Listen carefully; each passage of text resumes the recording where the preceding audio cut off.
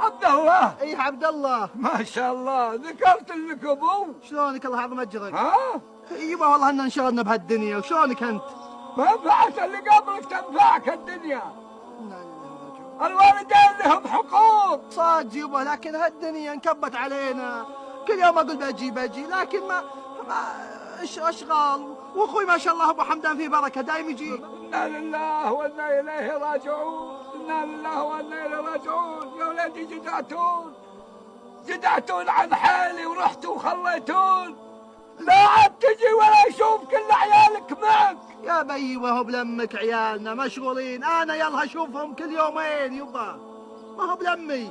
جمعهم لي ولا لا تجي ولا اشوفكم كلكم. لا حول. خلاص، اما تجون وتحضرون انتم وعيالكم خميس وجمعة تجون عندي بلا، ولا لا عاد اشوفكم خلاص. اي والله ما قواهم، لكن بس الحمد لله اني جيت وشفتك وسلمت عليك.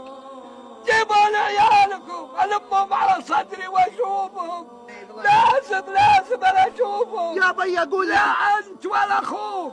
يا بي اقول لك ما قواهم، الحين الدنيا تغيرت، انت بينا دايم حولك يبا.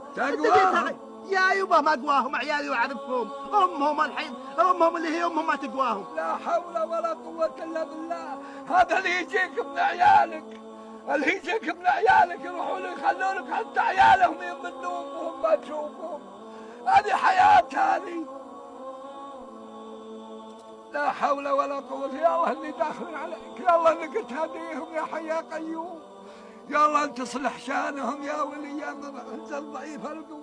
ابى امشي. وانا اليه ما لا يبا، شوفك على خير. الله وانا اليه راجعون. يا الله تردهم علي يا حي يا قيوم، يا الله يا الله تردها يا علي يا حي يا قيوم.